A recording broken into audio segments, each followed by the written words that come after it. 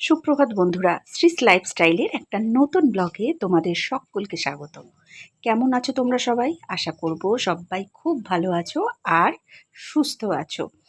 আর আজকে হলো বৃহস্পতিবার, যদিও সকাল থেকে ভাবছি খুব তাড়াতাড়ি করে সমস্ত রকম কাজ ছাড়বো, কিন্তু বিশ্বাস করো বন্ধু, এত আজকে গরম পড়েছে যে তাড়াতাড়ি করে কাজ ছাড়া তো দূরের কথা, কাজ করতে করতে হাঁপিয়ে যাচ্ছি। আর আমার চেহারাটা যদিও একটু ভারী, সেই কারণে মনে হয় আমি একটু বেশিই হাঁপিয়ে যাচ্ছি।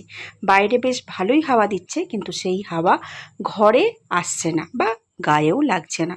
তো যাই হোক, টুকটাক যে কটা কাজ ছিল সেগুলো করে নিয়ে আমি ভাত বসিয়ে দিয়েছি।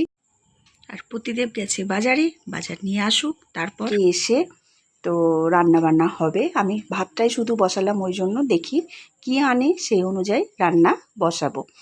আর ওই কারণে আমি বাসি কোনো কাজ করতে চাইছি না, শুধুমাত্র বিছানাটা পরিষ্কার করে নিয়েছি। আর আশেপাশে যে কাজগুলো করার আছে সেগুলো করছি, যেমন এখন জল ভরছি। আর এই জল ভরতে ভরতেই সে চলেও আসবে। তো দুটো বোতল ভরে আমার আর তো এখন বোতল ভরার টাইম হবে না, কারণ এখন আমার তার পেছনেই পড়ে থাকতে হবে, বুঝেছো? নইলে আবার রেগে যাবে, কি আনলাম বাজার থেকে সঙ্গে সঙ্গে দেখতে হবে, পরে দেখলে কিন্তু হবে না। তো যাই হোক, বর্ষা আসুক বা না আসুক, বর্ষার যে জিনিসটা আমাদের বর্ষার জন্য যে জিনিসটা আমরা সারা জীবন সারা বছর বলতে পারো অপেক্ষা করি, সেই ইলিশ মাছ আজকে আমার বাড়িতে এসেছে। আর এটা হলো সিজনের প্রথম ইলিশ মাছ আমার বাড়িতে। তো স্বাভাবিক, ইলিশ মাছ দেখলে তো মুখের মধ্যে একটা চওড়া হাসি সবাইরই ফোটে, আমারও ফুটেছে। আর বেশ ভালো কিন্তু পিসগুলো, তাই না? তো চলো ইলিশ মাছটাকে ধুয়ে নিই। আর ইলিশ মাছ খেতে আমরা বাড়ির মোটামুটি তিনজনেই ভীষণ ভালোবাসি। তো সেই ইলিশ মাছ যদিও 2 বছর আগে পর্যন্ত আমার ছেলে খুব একটা পছন্দ করতো না, তো আমার মনটা খারাপই লাগতো, কারণ আমাদের বাড়িতে যথেষ্ট পরিমাণ ভালোই ইলিশ মাছ আসে। তো ছেলের জন্য আমাকে তখন নয় ডিম, নয় কাটাপোনা মাছ, এরকম কিছু একটা করে দিতে হতো। তো খুব খারাপ লাগতো যে মাছের রানী এসছে বাড়িতে, এদিকে ছেলে খাচ্ছে না। তো মায়েদের মন যেটা হয়, খেতাম, কিন্তু অতটাও মনে ভক্তি করে তখন খেতে পারতাম না, যেহেতু ছেলে খেত না বলে। কিন্তু এখন আমার ছেলে সেই টেস্ট বুঝেছে, নিজে বেছে খেতে শিখেছে। তো সেই কারণে এখন আমার ছেলেও ইলিশ মাছ খায়। তো এটা একটা আনন্দের কথা আমার কাছে। তো দেখো, ইলিশ মাছটাকে আমি ভালো করে তো ধুয়ে নিয়েছি, আর সাথে এসেছে 2 আঁটি কচু শাক, শাককে কেটে এনেছে। এনে কিন্তু মুখটা আমার বর না কীরকম একটা বাংলার পাঁচের মতো করেছিল, জানো তো? যে জানে তো এত তাড়াহুড়োর সময় কচু শাক এনেছে মানে আমি একটু খচে যাবই। তো তারপর বলল ছেলে ভালোবাসে তো ওই জন্য নিয়ে এসেছি। সবসময় না যখন একটুখানি ভয় ভয় পেয়ে যায় তখন বলে ছেলের দোহাই দিলে আর তো কিছু বলবে না। সত্যিই আমার ছেলে কচু শাকটা ভালোবাসে। শুধু ইলিশ মাছ দিয়ে না, তুমি কচু শাক ওকে নারকেল দিয়ে ছোলা দিয়ে করে দিলেও খুব আনন্দ করে খায়, চিংড়ি মাছ দিয়ে ইলিশ মাছ দিয়ে তো খাই। তো সেই কারণে তো কচু শাকটা আমি ভালো করে ধুয়ে নিচ্ছি। আর এই কচু বা মান এই ধরনের কোনো কিছু ধুলে কাটলেই না আমার ভীষণ হাত চুলকায়, কিন্তু কিছু করার নেই। ওই যে আমরা মা, ছেলে যেটা ভালোবাসে সেটা তো আমরা করে দেবই, তাতে আমাদের যাই কষ্ট হোক না কেন, তাই না? তো ওইদিকে আমি কচু শাকটা সিদ্ধ বসিয়ে দিয়েছি, আর এই দিকে আমি করব ইলিশ মাছটা ভাপা। কিন্তু ভাপা মানেই সেই কৌটোর মধ্যে ভরে যে ভাপা, সেই ভাপাটা আমাদের বাড়িতে খুব একটা হয় না, কারণ আমার ছেলে ওই কাঁচা সর্ষের গন্ধটা ঠিক পছন্দ করতে পারে না। ওই জন্য আমি যখনই ভাপা করি এরকম কড়াতেই করি। কাঁচা মাছটাকে সব কিছু দিয়ে ভালো করে মেখে নিই, নুন, হলুদ, কাঁচা লঙ্কা, সর্ষে, সমস্ত কিছু দিয়ে মেখে নিয়ে আর যেটুকু পরিমাণ জল লাগে সেই জলটা দিয়ে দিই। দিয়ে আর তোমার একটা থালা চাপা দিয়ে দিই, ব্যাস সেই স্টিমেই যে সেদ্ধটা হয় তাতেই ভাপা হয়ে যায়। তো এটা খেতে ছেলে ভালোবাসে। আর জানোই বাড়ির মহিলারা সবসময় ছেলে কি ভালোবাসে, বর কি ভালোবাসে, এই চিন্তা করতে করতেই কিন্তু তাদের অর্ধেক সময় জীবনের কেটে যায়, তাই না? জানি না, আমার তো মনে হয় তাই। কারণ নিজের পছন্দের কথা তো বিয়ের পর থেকে ভুলেই যায় মেয়েরা, যে তার কি ভালো লাগে, সে কি ভালোবাসে, সে কোনটা ভালো খায়। সবসময় মনে হয় যাকে এইটা করি, এটা ও খেতে ভালোবাসে, এইটা করি, এটা ও খেতে ভালোবাসে। এই চিন্তা করতে করতেই জীবনের অর্ধেক টাইম চলে যায়। আর এখানে দেখো কচু শাকটা কিন্তু আমার খুব সুন্দরভাবে সিদ্ধ হচ্ছে। আর কচু শাকটা তো জানোই সিদ্ধ হয়ে একদম অল্প হয়ে যাবে। আর এখানে মাছের মাথাও নিয়ে এসেছি, মানে এখনও নুন হলুদ মাখাইনি, ওটা তো ভাজবো, ভেজে ওটা থেকে তেল বার করব। ওই তেলটা দিয়ে আলু ভাতে দিয়ে প্রথম পাতে খাওয়া হবে। আর তারপর কচু শাকটা করব, আর তারপর ইলিশ মাছ। ইলিশ মাছ মানেই পুরো বাড়িটা না ইলিশ মাছের গন্ধে মমো করবে। আর যেদিন তুমি ইলিশ মাছ করবে সেদিন তুমি বুঝতে পারবে যে তোমার আশেপাশে কতগুলো বেড়াল আছে, তারা ঠিক ম্যাও ম্যাও করবেই। অন্য কোনো মাছ হলে কিন্তু সেই বেড়ালগুলোর আওয়াজ পায় না, ইলিশ মাছের গন্ধে কিন্তু বেড়ালের ম্যাও ম্যাও আমি শুনতে পাই। তো যাই হোক, ইলিশ মাছের কড়া আর মাজার দরকার নেই, তাহলে গন্ধটা চলে যাবে। এই কড়ার মধ্যেই তেল দিয়ে আমি মুড়োগুলো খুব ভালো করে ভেজে নেব। ভেজে নিয়ে মুড়োগুলোকে তুলে রাখবো কচু শাকের জন্য, আর এখান থেকে তেলটা তুলে রাখবো আমি প্রথম পাতে খাওয়ার জন্য। আর আমার তো নিজের পছন্দ বলতে গেলে যদি ইলিশ মাছ হয় তো একটা বেশ বড় করে একটা আলু ভাতের ডালা হবে, এই মাছের তেলটা হবে, আর একটা খড়খড়ে করে ভাজা ইলিশ মাছ হবে, ব্যাস। তা দিয়েই তো আমার মনে হয় অর্ধেকের বেশি ভাত খাওয়া হয়ে যায়। কিন্তু নিজের পছন্দের কথা ওই যে বললাম, বিয়ের পর মেয়েদের আর মনে থাকে না, তখন মনে হয় এ ওটা ভালোবাসে, ও সেটা ভালোবাসে, সেগুলোই করি। তো সেইটাই। তো এখানে দেখো কচু শাকটা করছি। কচু শাক তো কিচ্ছু দেখানোর নেই, তোমরা সবাই জানো কচু শাক করতে। একটু কালো জিরে ফোড়ন দিয়েছি, কাঁচা লঙ্কা ফোড়ন দিয়েছি, দিয়ে তারপর কচু শাকটাকে ভালো করে সেদ্ধ করে জল ঝরিয়ে রেখে দিয়েছিলাম। কচু শাকটা দিয়ে দিয়েছি, দিয়ে এবার পরিমাণ মতো নুন, মিষ্টি, হলুদ আর মাছের মাথাগুলোকে একটু কেটে ভেঙে ভেঙে দেবো, ব্যাস, তাহলেই টেস্টি টেস্টি।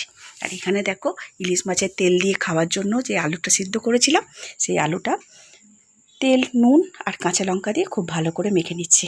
আর এখানে ইলিশ মাছটা কচু শাক দিয়ে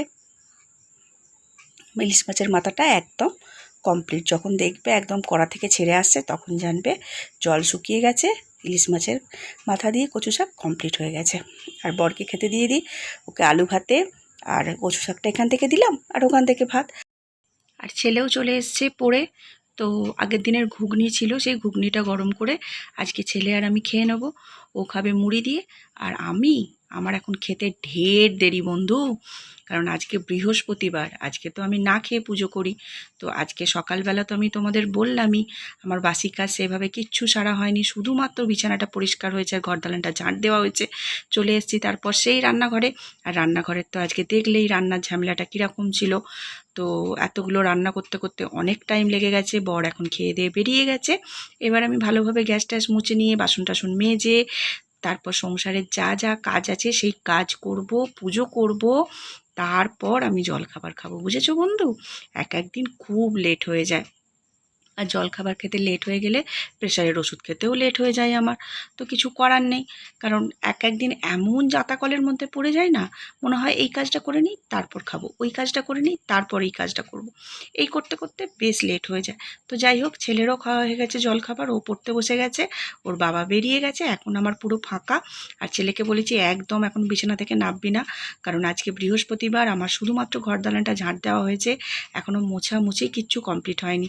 রান্নাঘরের আগে কাজটা সারি, বাসন টাসন মেজে নিই, তারপর ঝেঁটা নাতা যা আছে সব ধরবো। তো এই হলো ব্যাপার। আর সেই জল ভরতে ভরতে যে বর চলে এলো, ব্যাস জল ভরাটা ওখানেই কমপ্লিট বন্ধ হয়ে গেল। কারণ আর তো এখন আর জল ভরার টাইম পাচ্ছি না, সে সময়টা তো আর করে নিতে পারছি না। এখন সমস্ত এই কাজগুলো হবে, তারপর আবার ওই সব কাজ হবে। তো ওদের মতো অন্তপক্ষে 3-4টে বোতল আমি ভরে রেখে দিয়েছি, ওরা এখন খাক, তারপর আবার গিয়ে বাকি বোতলগুলো আমি ভরে নেব। আর তোমাদের সাথে গল্প করতে করতে আমার এখানে দেখো বাসন মাজাও প্রায় কমপ্লিট হয়ে গেছে। তো বাসন যেহেতু আমি বলি না রান্না করতে করতে অনেকটা মেজে রাখি, তো সেই জন্য একদম সিঙ্ক ভর্তি হয় না। তো আর এখানে আমাকে কিছুদিন ধরে এত ছোট ছোট পিঁপড়েগুলো জ্বালাচ্ছে। আর জ্বালাচ্ছে মানে কি, মাইক্রো ওভেনের ওপরে উঠে যাচ্ছে জানো। আর মাইক্রো ওভেনের গায়েতেও সেই ছিদ্রগুলো থাকে, খালি ভয় পাচ্ছি ভিতরে ঢুকে গেলে যদি বাসা করে তখন কি হবে, মাইক্রো ওভেনটা আমার নষ্ট হয়ে যাবে। ওই কারণে বর যখন বাজারে গিয়েছিল ওকে আমি বলেই দিয়েছিলাম যে একটা লক্ষণগণ্ডি এনো, কারণ এই লক্ষণগণ্ডি আমার খুব একটা লাগে না বলে বাড়িতে কেনা থাকে না। আর ছোট ছোট আরশোলা হয়, তার জন্য ওই হিটটাই, লাল হিটটাই কেনা থাকে। কিন্তু লাল হিটে তো আর পিঁপড়ে যাচ্ছে না, কালকে রাত্রিবেলা দিয়েছি দেখলাম পিঁপড়ে গেল না, ওই জন্য ওই লক্ষণগণ্ডি নিয়ে এসছি। এটা একদম দারুণ কাজ, ওদের জম বলতে পারো। তো এগুলো আমি ভালোভাবে মাইক্রো ওভেনের চারপাশটা আর দেয়ালে যেখান দিয়ে আসছে সেখানে ভালোভাবে এখন অ আ ক খ লিখছি, বুঝতে পেরেছো? না না, অ আ ক খ নয়, যেমন লক্ষণ গণ্ডি টানে সেরকম টেনে দিচ্ছি যাতে আর না পিঁপড়ে আসে। এই ছোটো ছোটো লাল পিঁপড়েগুলো না গরমের মধ্যে ঘেমে গেছো মনে করো রান্না করতে করতে, তখন যদি একটা তোমার হাতে বা ঘাড়ে ধরে কি যে কষ্ট হয় বন্ধু, মনে হয় বিরক্ত লাগছে, যে একে রান্না তার উপর পিঁপড়ের ঝামেলা। তো যাই হোক, পিঁপড়েটার কী ভাগিস লক্ষণগণিটা মনে করেই এনেছে, এবার দিয়ে দিলাম, আমারও শান্তি, পিঁপড়েদেরও শান্তি, তারাও আর এদিকে আসবে না। এবার আমি ঘর দালানটা মুছছি, তো সমস্ত কিছু সকালবেলা ঝাঁট দেওয়াই ছিল, শুধু মুছে নিয়ে এবার আমি স্নানে যাব। কি গরম আজকে, কি গরম! বৃষ্টির তো কোনো দেখা নেই, বর্ষা তো ছেড়েই দাও। আমাদের দক্ষিণবঙ্গে মনে হয় বর্ষা এবারে বিদায় নিয়েছে। হ্যাঁ, বর্ষা আসবে কখন বলো তো? আমি তোমাদের বলে দিচ্ছি, ঠিক শ্রীভূমির প্যান্ডেলটা শুরু হবে, সেই থেকে বর্ষা শুরু হবে, একদম দশমী অবধি টানা বৃষ্টি পড়বে। তাতে তোমরা আমাকে গালাগাল দাও আর যাই করো, এটাই কিন্তু হবে, তোমরা দেখে নিও। এখন বর্ষা আসছে না তো, আমরা বর্ষা ডাকছি, এই বর্ষা যখন আমাদের কথাটা শুনবে তখন দুর্গাপুজো এসে যাবে। এই হলো ব্যাপার স্যাপার।